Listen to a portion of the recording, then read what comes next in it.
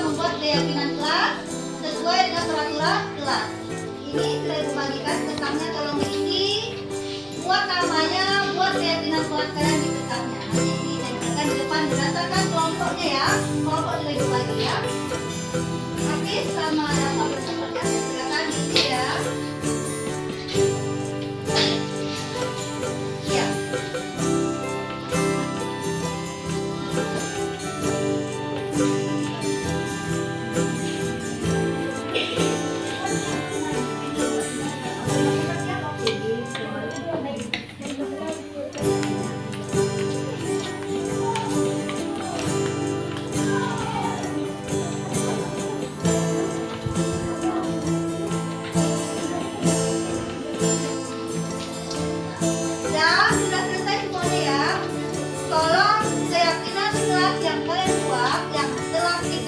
Pendapat kita, kalau ditempel di depan. Ya, coba kelompok satu yang udah selesai silakan. Lihat kelompok satu di mana ya? Kelompok satu, kelompok dua, kelompok tiga, kelompok empat.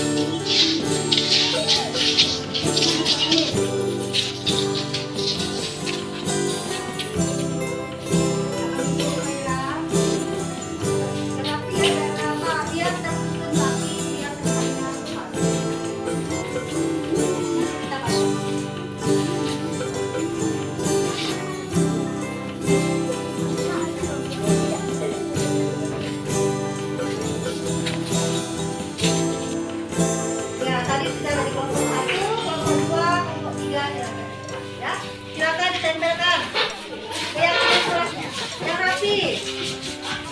Bapak tiga yang rapi ya, dan aturan ya, yang tiga lagi.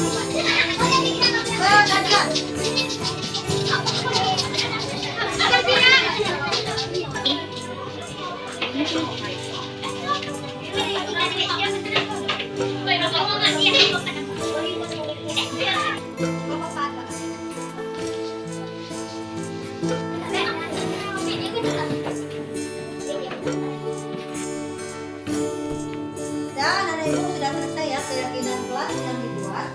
Dibacakan, kita jadikan satu jumlah pendapat yang kalian buat tadi ya. Ada yang sama kita jadikan satu. Ini kita contohkan. Ini punya Dimas Adrian Bintang. Tidak boleh mengejek orang tua. Kemudian juga Anissa juga membuat tidak boleh berbicara kotor. Bisa kita jadikan satu keyakinan kelas. Kemudian Ilham membuat tidak boleh mengejek orang tua juga kita jadikan satu ya. Kemudian ada lagi punya Deska, menghargai agama orang lain. Kemudian ada lagi Sally, tidak boleh mengejek orang yang berbeda agama. Jadi bisa kita gabungkan menjadi satu keyakinan kelas ya.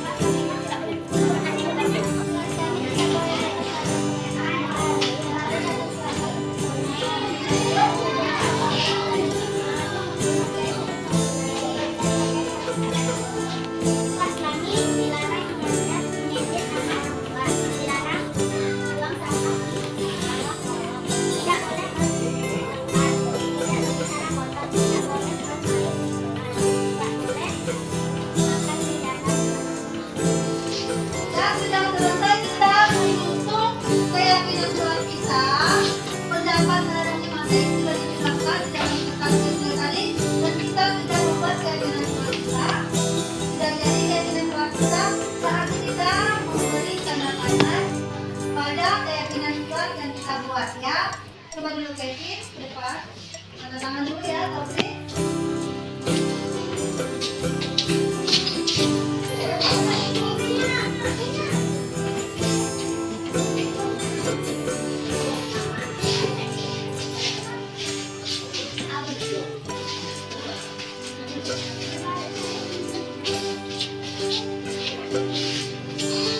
Taufik ini ketua kelas ya, dua tentangannya. Ya, sebagai ketua kelas sudah.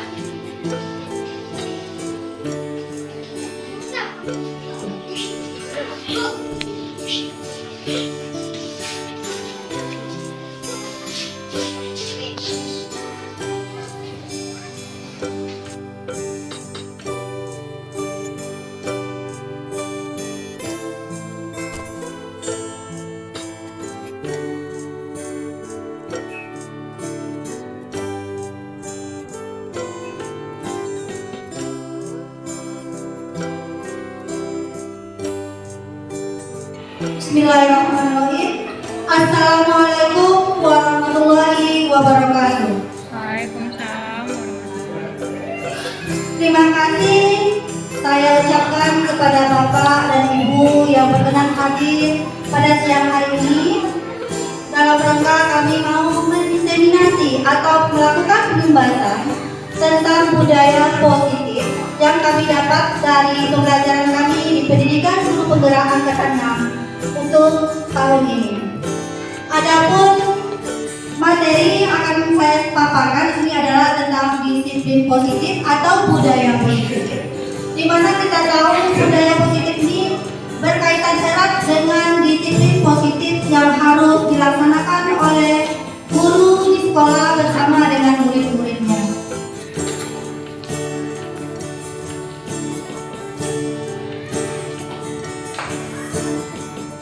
Selanjutnya, saya ingin memaparkan juga tentang kontrol diri kita sebagai seorang guru, di mana kita mempunyai kontrol yang positif, kita yang memegang kontrol atas diri kita sendiri, seperti kita ada sesuatu yang kita genggam, yang kita suka, kita genggam. Adapun tantangan dari luar, baik teman kita yang menginginkan kita membuka genggaman tangan kita, tapi kalau kontrol dalam diri kita tidak ada, maksudnya tidak menginginkan kita membuka genggaman tangan kita, maka tidak akan terbuka.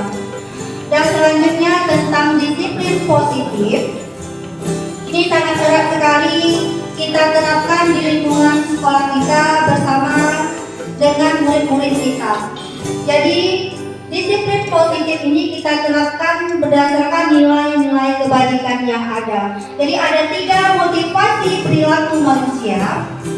Yang pertama yaitu untuk menghindari ketidaknyamanan atau hukuman. Maksudnya di sini kita memberikan tugas kepada murid kita.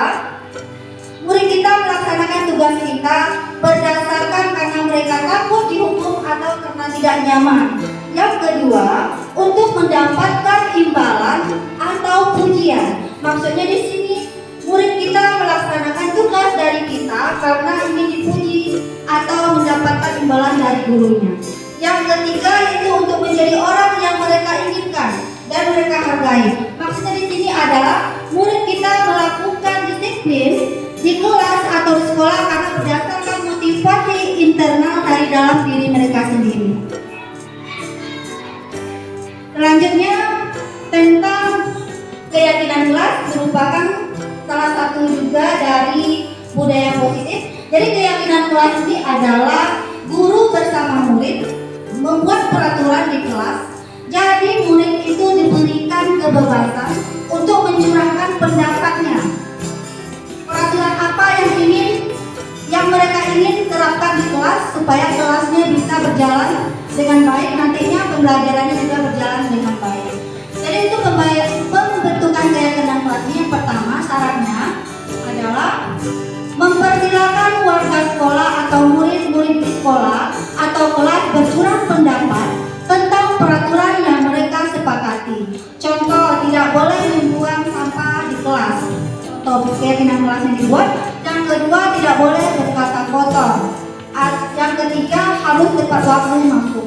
salah satu contohnya. Yang kedua, mencatat semua masukan-masukan murid atau warga sekolah di papan tulis atau di kertas.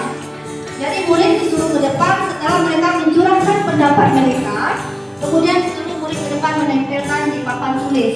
Yang ketiga, susunlah keyakinan kelas sesuai prosedur pembentukan keyakinan kelas tadi.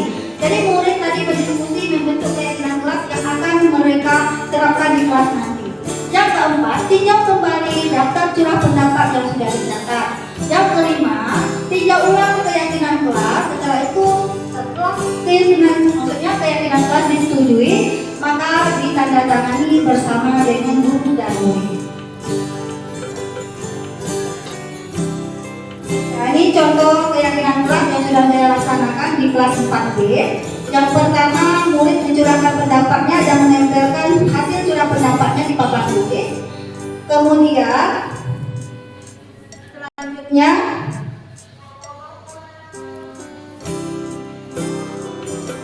mendiskusikan keyakinan kelas untuk membuat suatu peraturan di kelas. Selanjutnya, menandatangani keyakinan kelas yang telah dibuat bersama murid dan bersama guru. The next, materi selanjutnya segitiga restitusi. Kalau untuk segitiga restitusi ini, keyakinan kelas yang kita buat tadi kita terapkan di kelas dengan melakukan segitiga restitusi atau restitusi. Jadi restitusi adalah proses menciptakan bagi murid untuk memperbaiki kesalahan mereka sehingga mereka bisa kembali pada kelompok mereka dengan karakter yang lebih kuat.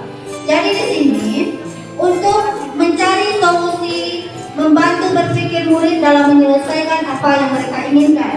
Jadi ada 3 langkah-langkah restitusi segitiga. Yang pertama, menstabilkan identitas. Yang kedua, validasi tindakan yang salah. Yang ketiga, menanyakan keyakinan kepada murid kita.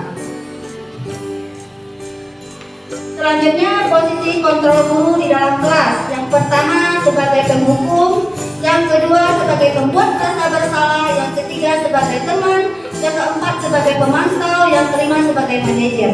Jadi untuk posisi yang paling baik yang harus kita laksanakan sebagai guru adalah posisi manajer. Di mana posisi manajer ini kita mengharapkan murid kita yang melakukan kesalahan untuk mencari solusi sendiri dari kesalahannya tersebut. Jadi berdasarkan 5 kebutuhan yang harus dipenuhi oleh guru dalam menangani murid yang melakukan kesalahan. Yang pertama, kebutuhan bertahan hidup. Kemudian kasih sayang dan rasa terima. Yang ketiga, penguasaan. Kemudian yang keempat adalah kebebasan. Yang kelima adalah kesenangan. Nah, itu dia PPT dari saya, pemaparan dari saya. Di sini saya akan memberi contoh sedikit tentang kontrol manajer yang dilaksanakan oleh guru di dalam kelas. Bentar ya. Baik, sekarang silakan kalian baca dulu secara mandiri bacaan ulama 70 sampai 71. Tadi bukan apa yang dicari? Hari kamu pasti punya alasan menemani bola kertas ke teman-teman kamu saat jam pelajaran. Nanti selesai jam pelajaran kita ngobrol ya. Bapak ingin dengar apa yang membuat kamu melakukan itu. Baik Pak. Adik, bisa kasih tahu Bapak alasan kamu tadi? Bisa aja Pak, lucu soalnya melihat ekspresi teman-teman. Menyenangkan ya buat Adik. Tapi bagaimana ya kira-kira perasaan teman-teman? Tergantung Pak, Apa keyakinan kelas kita? menghargai semua orang. Apakah Adik sudah terlihat seperti itu? Bagaimana agar Adik bisa terlihat seperti itu? Minta maaf kepada teman dan Bapak.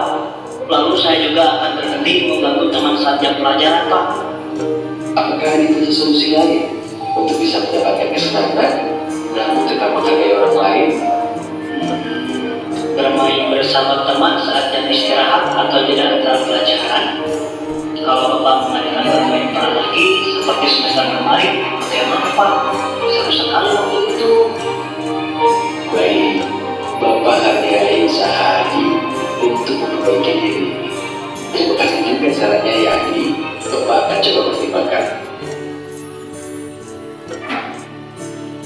Baik, Bapak Ibu itu contoh salah satu kontrol manajer yang kita terapkan di kelas bersama murid kita yang melakukan kesalahan. Jadi dari ilustrasi tadi itu Pak Tejo dengan Mas Adi menerapkan kontrol manajer. Di dalam kontrol manajer ini guru mengajak murid merefleksikan atas tindakannya. Jadi memberikan pertanyaan-pertanyaan yang akan membuat murid mempertanggungjawabkan perilakunya. Jadi di sini guru itu mengarahkan murid untuk berpikir kritis, bertanggung jawab dengan apa yang disampaikannya. Sampai di situ pemaparan dari saya tentang budaya positif. Terima kasih Bapak Ibu semuanya. Semoga yang saya sampaikan untuk saya juga secara pribadi dan juga untuk rekan-rekan guru bisa mengaplikasikannya di dalam kelas bersama murid-murid kita. Assalamualaikum warahmatullahi wabarakatuh. Waalaikumsalam warahmatullahi wabarakatuh.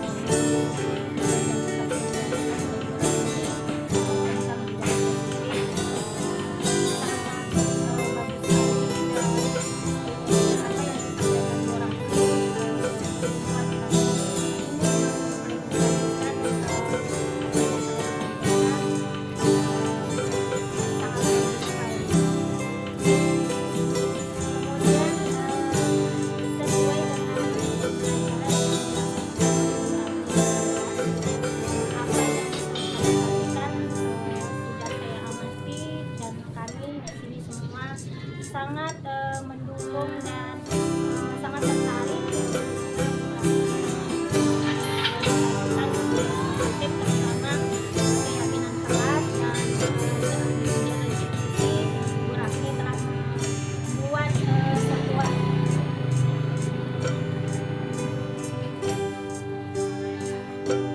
kegiatan yang benar-benar menginspirasi bagi kami semua sebagai rekan guru.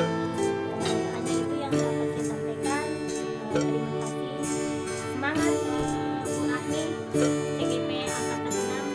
Sukses selalu. Assalamualaikum warahmatullahi wabarakatuh. Assalamualaikum warahmatullahi wabarakatuh. Saya Anissa Nadiani dari kelas 4B.